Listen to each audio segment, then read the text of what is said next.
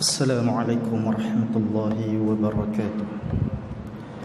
Innal hamdalillah nahmaduhu wa nasta'inuhu wa nahdihi wa nastaghfiruh.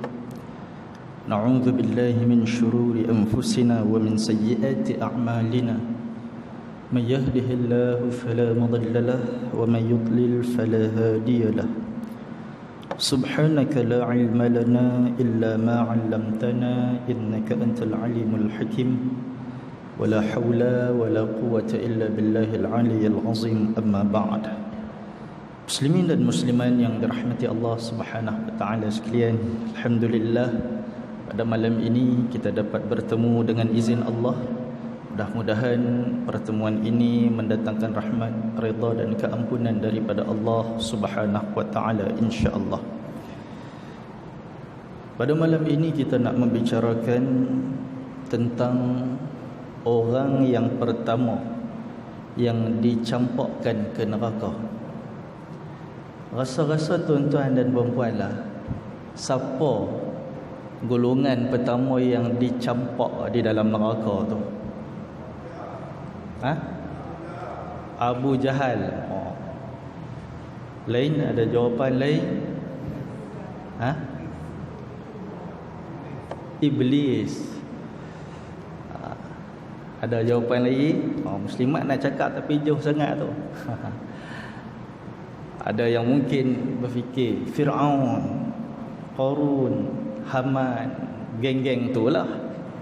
Geng Abu Jahal tu juga. Namun bila kita teliti di dalam sebuah hadis riwayat Imam Muslim daripada Abu Hurairah radhiyallahu anhu, kata Rasulullah sallallahu alaihi wasallam, sesungguhnya manusia yang pertama diadili pada hari kiamat ialah orang yang mati syahid. First, orang yang diadili ni siapa? Orang yang mati syahid. Orang itu dibawa di hadapan, lalu diingatkan kepada dia nikmat-nikmat Allah Subhanahu wa taala yang Allah dah bagi kepada dia di atas dunia ni. Lepas habis Allah Taala dah sebut segala nikmat dia, dah beritakan segala apa yang dia dapat di atas dunia ni, maka Allah tanya kepada dia, apa yang kamu buat untuk bersyukur dengan segala nikmat yang aku telah berikan kepada kamu ni? Maka orang yang mati syahid tadi ni, dia dengan steadinya dia jawab depan Allah. Dia kata, dengan segala nikmat yang kau dah bagi kepada aku ni, aku berjuang di jalanmu sehinggalah aku syahid, sehingga aku terbunuh. Nak bagi tahu nikmat yang dia guna ni bukan calang-calang digunakan pada jalan Allah, berperang sehingga gugur syahid, dia kata. Allah balas kepada dia, Allah kata, kamu bohong, kamu berdusta, tetapi engkau berjuang itu supaya disebut-sebut sebagai seorang pemberani, supaya orang sebut kamu ni sebagai seorang pahlawan. Dan sememangnya orang ramai pun duk cerita pasal dia ni pahlawan, dia ni orang yang mengorbankan nyawanya di jalan Allah. Orang duk sebut atas dunia pasal dia. Kenapa? Sebab hati dia tu memang nak orang sebut dia macam tu. Maka orang tersebut diseret di atas wajah dia, di atas muka dia, kemudian dicampakkan dia ke dalam neraka. Tuan-tuan dapat jawapan siapa orang pertama masuk dalam neraka? Bukan Abu Jahal, bukan Fir'aun, bukan Qarun.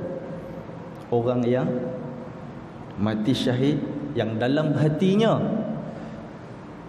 syahidnya, perjuangannya, matinya bukan kerana Allah, tetapi kerana hendak disebut oleh manusia dia sebagai seorang pemberani. Allah kemudian memanggil seorang yang menuntut ilmu dan seorang yang mengajarkan ilmu dan orang yang baca Quran sedap. Dan orang ni dihadirkan, dibawa dia, lalu disebutkan kepada dia segala nikmat yang telah Allah beri kepada dia di atas dunia ni. So dia pun recall balik, dia ingat balik segala nikmat itu. Kemudian Allah tanya kepada dia, dengan semua nikmat yang aku berikan kepada kamu ni, kamu buat apa atas dunia? Maka dia jawab, ya Allah, semua nikmat ni aku gunakan untuk apa? Aku pergi menuntut ilmu, dan aku mengajarkan ilmu tersebut kepada orang, dan aku baca Quran, membaca kalammu. Bagus tak bagus? Bagus. Bagus tak? Bagus ya. Nikmat tu diguna untuk apa? Dia pergi belajar serata negeri, pergi menuntut ilmu ni, dalam negara, luar negara. Dah balik mai sini pula banyak ilmu, orang suruh mengajar pula. Kemudian balik baca Quran banyak pula. Alhamdulillah. Tapi Allah berfirman kepada dia, Allah kata apa? Kamu bohong, kamu berdusta. Akan tetapi engkau belajar itu supaya orang sebut kamu ni sebagai seorang yang alim, sebagai orang pandai. Dan kamu duk baca Quran ni supaya orang dengar, orang bagi tahu, orang akan sebut kamu sebagai seorang qari.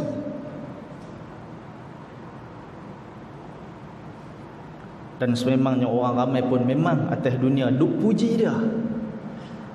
Oh, inilah orang alim, inilah orang yang pandai baca Quran, sedap bacaan dia, tajwid hak paling betul sekali dalam kawasan kita. Inilah orang puji dia. Kenapa? Memang dia nak orang puji dia. Dan Allah, dan orang itu pun disebut, diseret wajah dia, lalu dicampakkan ke dalam neraka. Allah panggil lagi orang yang seterusnya, orang yang diberikan oleh Allah harta yang melimpah ruah, kaya raya dia ni. Orang ini dihadirkan, kemudian disebut kepada dia segala nikmat-nikmat Allah yang pernah Allah bagi kepada dia semasa atas dunia. Allah tanya kepada dia, apa yang kamu buat dengan segala nikmat yang aku telah berikan kepada kamu dulu ni? Maka dia kata, segala harta benda yang kau berikan kepada aku, nikmat yang kau berikan kepada aku itu, aku belanjakan di tempat-tempat yang engkau kehendaki. Dia pergi derma, dia pergi wakaf, dia bantu orang susah, dia bantu gelandangan, dia suka tolong orang.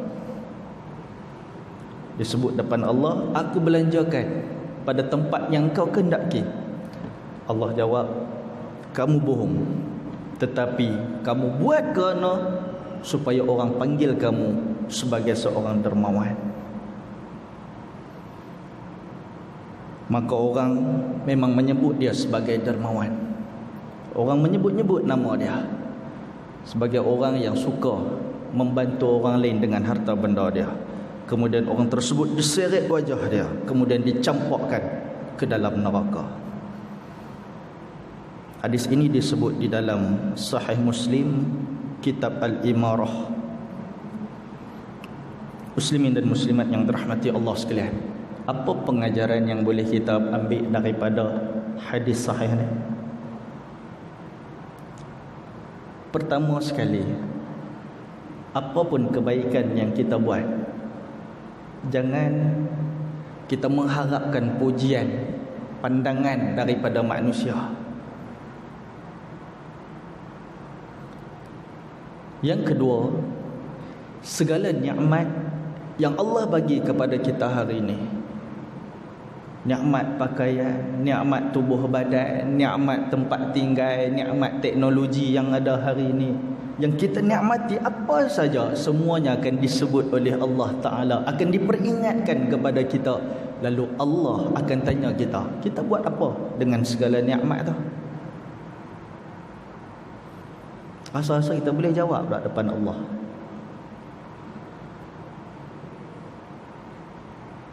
Dan yang ketiga, hadis ini nak sebutkan bahawa orang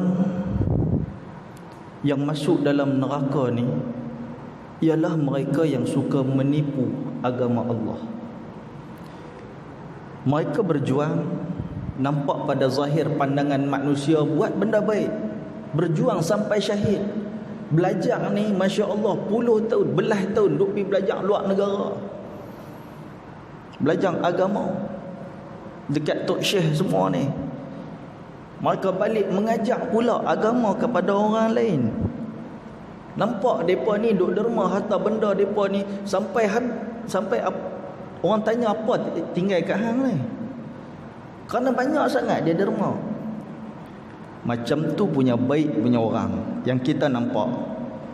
Tapi semua tu kalau bukan kerana Allah Subhanahu wa taala, tapi sebaliknya amalan yang dibuat itu untuk menjadi buah mulut orang dan disebut oleh orang ramai, maka tak berguna sedikit pun amalan tersebut.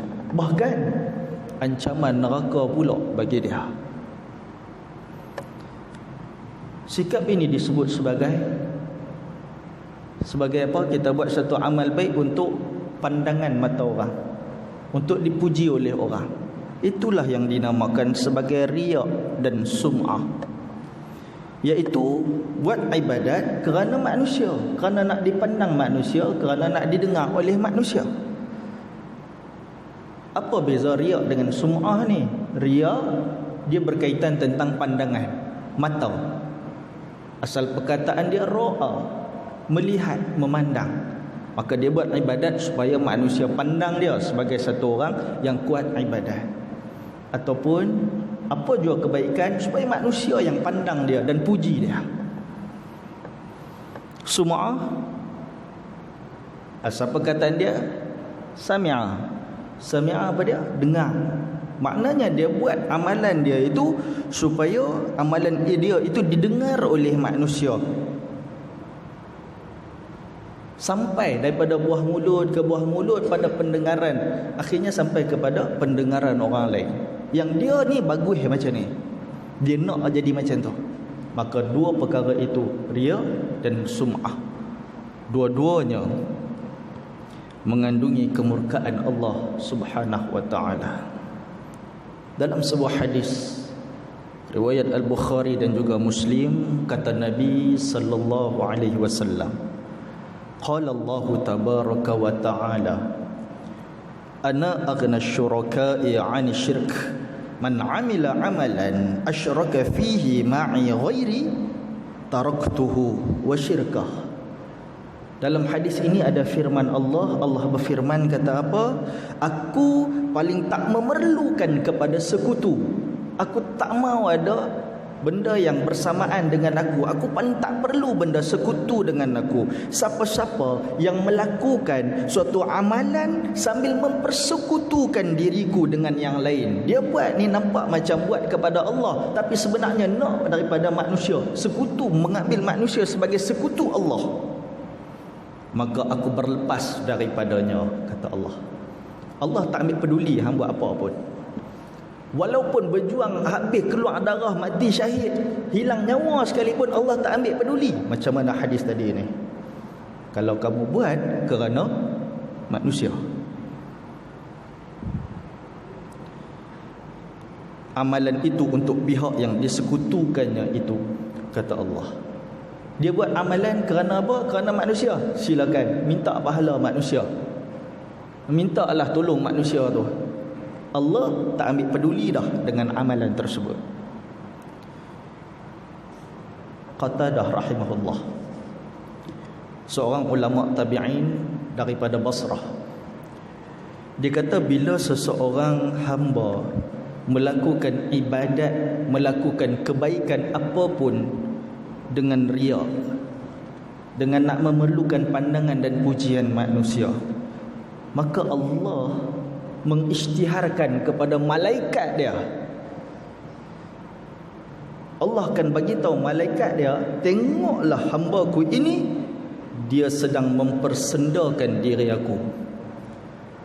Tuan, dosa ni bukan hanya antara kita dengan Allah. Allah maklumkan kepada malaikat. Hampa malaikat tengok dia ni buat ibadat ni, dia ni buat kebaikan ni kerana apa? Nak pandangan manusia, nak pujian manusia.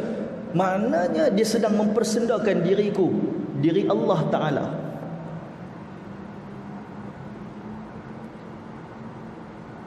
Macam kita mengolok-olokkan Allah bila kita buat amalan kerana manusia tu. Berat tak? Berat tuan-tuan. Berat. Macam mempermainkan Allah. Ni Allah sebut. Kerana itu Imam Az-Zahabi rahimahullah, dia meletakkan riya dan sum'ah ini sebagai syirik kecil. Tapi kita jangan duk rasa benda ni kecil.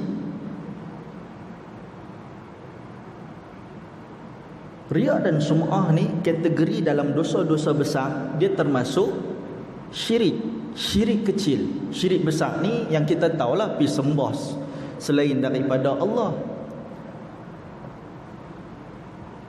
mempersekutukan Allah dengan suatu minta tolong daripada, maknanya bergantung harap keputusannya kepada makhluk yang lain,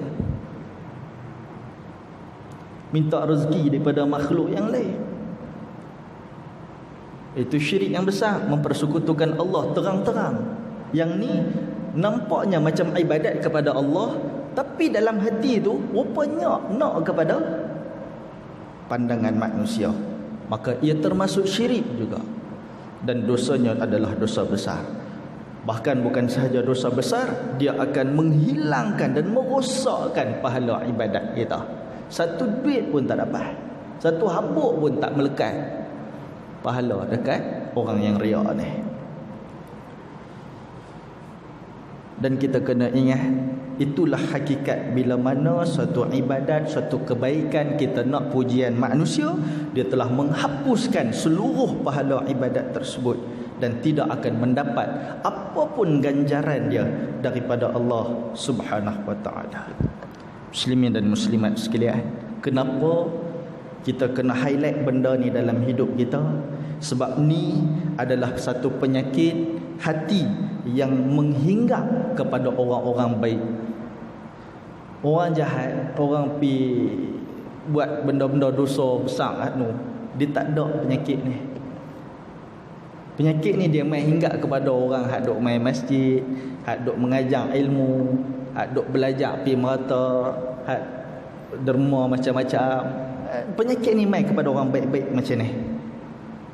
Dia main dalam keadaan yang cukup halus, masuk di dalam hati kita.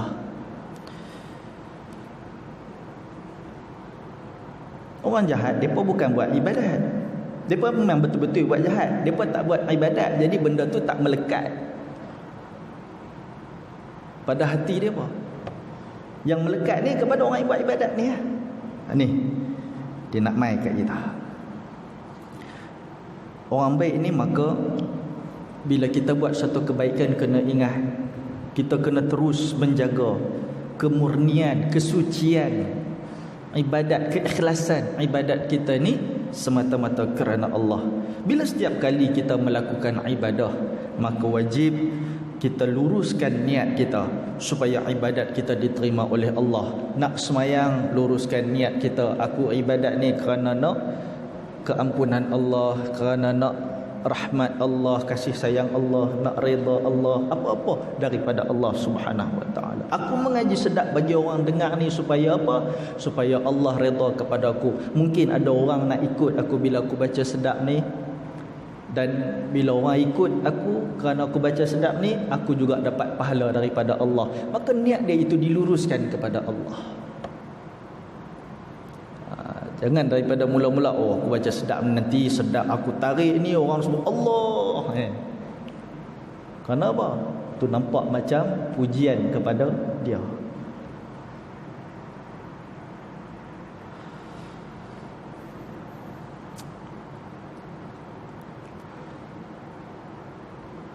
Syekh Ali Al-Khawas, dia kata, kalau engkau sedang berada pada jalan istiqamah, kalau kita ni tak berada pada jalan kebaikan, Tapi ada satu orang mai kat kita, puji kita tentang kebaikan yang kita buat, maka itu satu peringatan kepada kita atas kekurangan yang ada pada diri kita.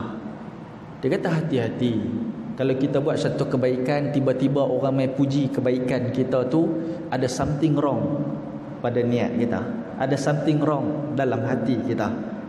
Maka dia kata, periksa diri kamu, carilah sebabnya. Kenapa ada manusia mai puji aku? Adakah kerana Allah sudah nampak hati kamu, yang kamu ni suka kepada pujian, lalu Allah hantar orang untuk memuji kamu? Jadi takutlah kalau kita buat satu kebaikan, orang mai puji kita. Allah dah tahu ke orang nak, aku nak orang puji aku. Allah boleh baca hati kita. So periksa diri kita. Maka Allah hantarlah orang untuk puji kita, kita pun suka, maka akhirnya itu menjadi balasan buruk bagi ibadat atau kebaikan yang kita buat, iaitu nak kepada pujian manusia.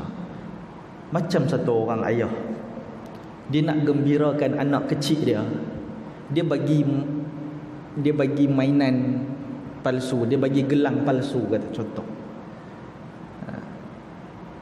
Anak perempuan bagi gelang palsu. Budak ni seronok dah, seronok ah. Tapi benda yang dia dapat tu apa? Bukan gelang mah betul, gelang palsu. Macam tu juga kalau satu orang mai puji kita, ingat itu adalah bukan yang apa yang kita nak yang sebenarnya. Kita yang sebenarnya nak apa? Nak pandangan daripada Allah. Kita tak memerlukan pun pandangan daripada manusia, pujian daripada manusia. Maka untuk hindar sifat ini, kita kena tahulah apa tanda-tanda sifat ni kalau melekat di dalam hati kita. Cek diri kita masing-masing. Kata Sayyidina Ali bin Abi Talib radhiyallahu an, tanda riak ni ada 3. Pertama sekali, kita akan malas buat ibadat kalau duduk seorang-seorang. Tak ada siapa ni kat rumah, kita seorang-seorang je. Dia jadi malas lah nak baca Quran, malas nak semayang sunat, malas nak puasa sunat, malas nak zikir, malas segalanya nak buat kebaikan ni. Tapi kalau duduk ramai-ramai, oh dia paling kalut nak buat ibadat tu. Tanda kedua, bila duduk ramai-ramai, dialah paling terpaling orang yang melakukan ibadat. Tanda yang ketiga, kata Sayyidina Ali, dia akan tambah amalan dia kalau orang puji dia. Dia ambil gambar derma bubuh dalam Facebook, contoh nah. Orang banyak like, maka dia akan teruskan. Tapi kalau orang tak like langsung kat dia, aku tak mau buat dah. Kalau orang puji dia, dia buat lagi benda yang baik tu. Tapi kalau tak ada siapa pun puji dia, dia terus tak buat benda tu. Itu tanda dia buat kerana manusia.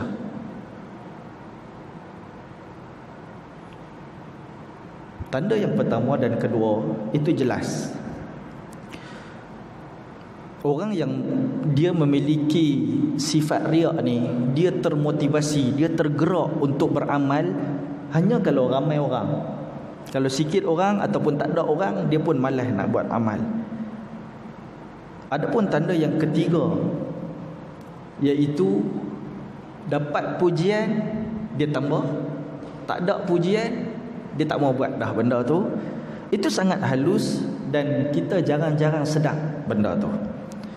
Iaitu siapa yang dia tak suka pujian, maka dia tidak takut kepada celaan. Maka para ulama kata, tidak ada yang mampu menanggung celaan makhluk selain orang yang tidak mengharapkan penghormatan daripada mereka. Jadi kita ni janganlah mengharapkan penghormatan daripada orang. Kalau kita sangat mengharapkan banyak like baru kita nak buat kebaikan tersebut, kan, tulis satu tulisan tuan-tuan, kalau bubuh dalam media sosial kita, gambar teh tarik, tuan-tuan try tengok, buat gambar teh tarik. Kita kata pagi ni memang aku perkena ni sedap, Tuan-tuan tengok berapa like, berapa komen ada. Esok tuan-tuan bubuh satu hadis Nabi, tuan-tuan boleh banding berapa like, berapa komen tu ada. Bukan buat tarik ya. Komen, "Oi, hang minum kat mana? Tak ajak aku." Sedap dak ni kat sini. "Oh, aku ada satu tempat hak bagus, 3 layer," dia kata. Macam-macam komen dak ada orang seronok benda lagu tu. Tapi bila main hadis Nabi dia jadi sengah, tak ada komen apa. Like pun 1 2 3 gitu lah. Jadi bila jadi macam tu, orang yang tak ikhlas ni, aku malas duk boboh hadis ke benda nasihat ni, orang tak mau like. Ada dia gitu. Pasal apa? Sebab kita ni nak kepada pandangan orang. Itu masalah dia. Saya ada satu orang, member saya, dia buat live. Ya. Dia buat live kuliah dia, ceramah dia. Dia tak perlukan orang bayar dia apa, dia duduk saja buat live. Orang like dia ni 1 2 1 2. Tapi dia boleh istiqamah tuan-tuan. Macam mana dia dapat kekuatan macam tu? Sebab hati dia tak perlu kan hang like kan, hang tak like, aku nak teruskan dakwah juga. Ikhlas. Hak ni jarang. Kalau ada kepada satu orang dia buat kebaikan, dia tak peduli pun orang like ke tak like dia, orang puji ke tak puji dia, dia akan teruskan. Ini orang buat kerana Allah Subhanahu wa taala. Muslimin dan muslimat yang dirahmati Allah Subhanahu wa taala sekalian. Orang yang riak dengan amalan sendiri itu buruk dah, buruk dah. Tapi jauh lebih buruk daripada itu, ada orang pula yang riak, yang nak pandangan manusia bukan dengan amalan dia, tapi dengan amalan orang lain. Kerana amalan orang lain, nak dia pula dipuji dan dipandang dan dihormat oleh manusia. Fudail bin Iyad rahimahullah, dia kata orang terdahulu ni dia riak dengan amalan dia, tapi manusia hari ni yang duk mai time tu dah mai dah. Orang yang riak bukan kerana amalan yang dibuat oleh diri dia sendiri. Dan ciri-ciri tu kita boleh tengok dekat mana dalam masyarakat kita. Orang yang duk sebut-sebut nenek moyang dia ni satu orang yang berjasa, nenek moyang dia ni alim ulama besar, dia nenek moyang dia ni pahlawan terbilang, bahawa semua ni kerana apa disebut tu? Supaya manusia pandang hebat kepada dia. Dia tak ada apa pun, dia tak hebat apa pun, tapi disebut tu pasal nenek moyang dia supaya orang nampak dia pun bagus macam nenek moyang dia, padahal dia pun tak bagus. Dia riak atas amalan orang lain lagi teruk.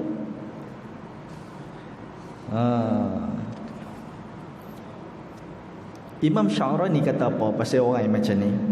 Dia kata hendaklah orang yang puji bapa dia atau tok dia atau nenek moyang dia apa semua tu, dia periksa hati dia. Seringkali pujian itu kerana hawa nafsu je, kerana teringin orang pandang hebat kepada dia je. Dan orang macam ni hakikatnya dia perli diri dia sendiri.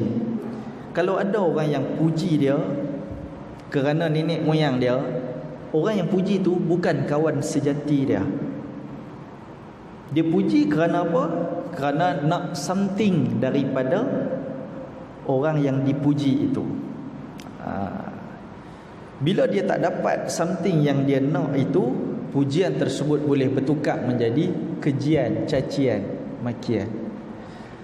Imam Asy-Syafi'i rahimahullah, dia pernah sebut benda ni. Dia kata, siapa yang memujimu kerana sesuatu yang kau tidak punyai pun, orang puji kita atas benda yang kita tak ada pun benda tu, maka suatu hari nanti diri dia juga akan dicela kerana sesuatu yang tidak engkau miliki.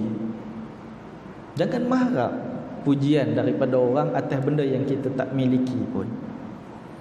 Suatu hari dia boleh mencela kita pula. Sebab apa? Atas benda yang kita memang tak miliki benda tu. Muslimin dan muslimat yang dirahmati Allah Subhanahu wa taala sekalian.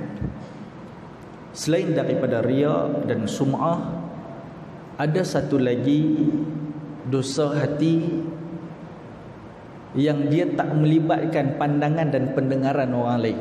Dia hanya melibatkan diri dia sahaja, iaitu namanya ujub. Tuan-tuan bisa dengar nama ujub. Apa dia ujub ni? Asal perkataan dia daripada ajaba. Kita orang Melayu sebut ajaib. Ajaib ni apa? Benda yang wow, kan? Ajaib.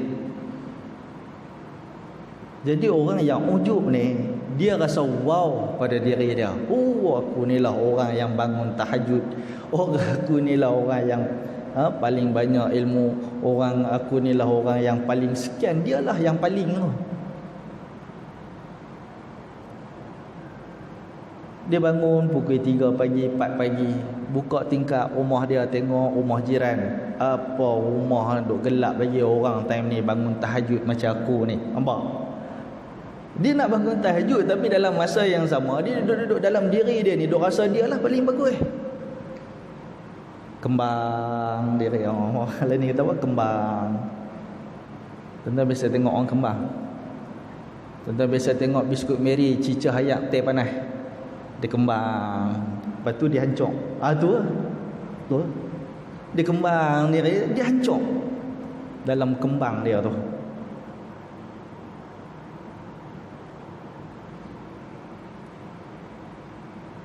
Jadi bahaya penyakit ni juga. Walaupun dia tak payah pandangan orang, dia tak payah pujian orang, dia tak payah sampai berita tu pada pendengaran orang, tapi masalahnya dia menganggap diri dia tu terpaling bagus daripada orang lain. Dan inilah dalam bahasa sekarang disebut sebagai narsistik. Dia rasa dia bagus daripada orang lain. Apa pun dia buat, orang lain salah, aku je betul. Akulah paling sempurna, pemikiran akulah yang paling hebat, akulah yang paling bagus sekali di antara semua orang. Dan ini, penyakit ini akan memakan diri dia, sehingga ibadat dia pun akan menjadi rosak, disebabkan rasa hebat diri ini, rasa bagus, rasa wow pada diri sendiri. Muslimin dan muslimat yang dirahmati Allah Subhanahu wa taala sekalian, Ibnu Majah dan Al-Hakim ada meriwayatkan daripada Aslam radhiyallahu anhu, satu hari Sayyidina Umar Al-Khattab radhiyallahu anhu, dia tengok Muaz bin Jabal tengah menangis di tepi kubur Nabi sallallahu alaihi wasallam. Sayyidina Umar tanya kepada Muaz, kenapa kamu ni menangis teruk sangat ni? Muaz kata, aku teringat sesuatu yang pernah disebut oleh penghuni kubur ni, iaitu oleh Rasulullah sallallahu alaihi wasallam. Apa Nabi pernah sebut yang menyebabkan Muaz bin Jabal menangis terisak-isak? Nabi pernah kata, inna yasirar riya'i syirkun wa inna man 'ada lillahi waliya faqad barazallaha bil muharabah. Inna Allah yuhibbul abrar atqiya al-akhfiya alladhina idha ghabu lam yuftaqadu wa in hadaru lam yud'u wa lam yu'rafu qulubuhum masabihul huda. Nabi bagi tahu, sungguh sedikit riak sudah dikira sebagai syirik. Sikit riak, Nabi kata, yasirur riak, yasir kecil ya. Riak itu syirik, itu sudah syirik.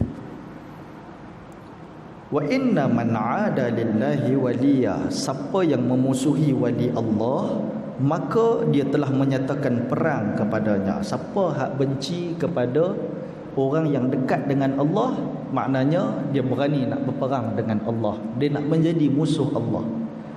Di kalangan kita ni ada mungkin wali Allah.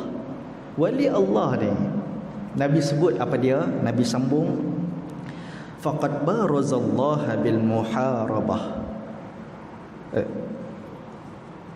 Innallaha yuhibbul abrara atqiya al-akhfiya.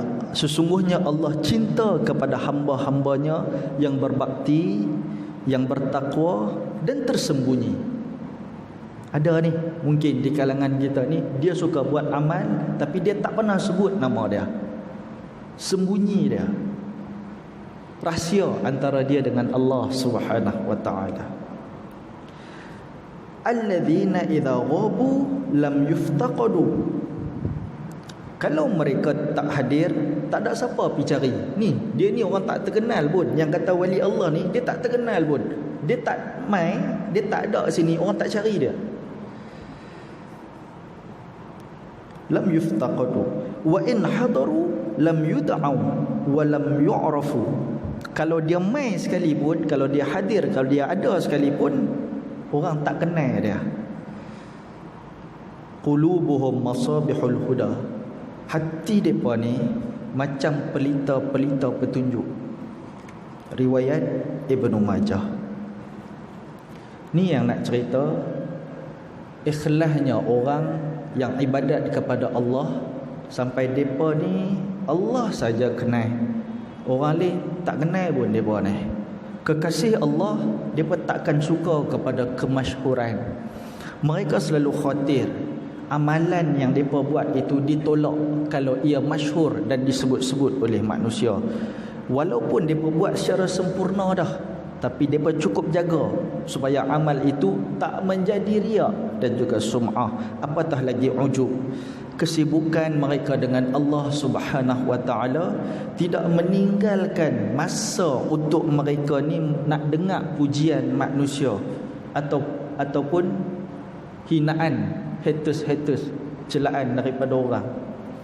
Syekh Abdul Qadir Al-Dastuti, dia kata, seorang hamba dia tak patut berbangga dengan ilmu yang dia ada, dengan harta dia, dengan jawatan dia yang dia ada, sebelum sempat dia lintah menyeberangi titian sirat. Apa guna atas dunia ni duk dapat pujian berdegang-degang beribu-ribu daripada manusia, tapi dia tetap terjatuh di dalam neraka ketika dia melintah di atas titian sirat. Pujian tu tak akan memberikan apa-apa kesan dan juga pertolongan kepada dia. Ni orang yang suka like ni, like itu tak memberikan apa-apa pertolongan kepada dia ketika dia melintah di atas titian sirat. Bimbang hati pula suka kepada benda-benda yang macam tu, benda-benda pujian dan sebutan daripada manusia. Jadi mulai hari ini kita cek balik hati kita. Apakah kita buat satu kebaikan itu ada nak dinilai oleh manusia, atau hanya kita tumpu kepada nilaian Allah Subhanahu wa taala, balasan daripada Allah. Semoga Allah berikan keikhlasan dalam hati-hati kita, ampunkan dosa-dosa kita kalau ada rasa riak dan sum'ah dan ujub tersebut, supaya Allah Subhanahu wa taala akhirnya menerima ibadat kita di akhirat kelak. Wallahu a'lam. Assalamualaikum warahmatullahi wabarakatuh.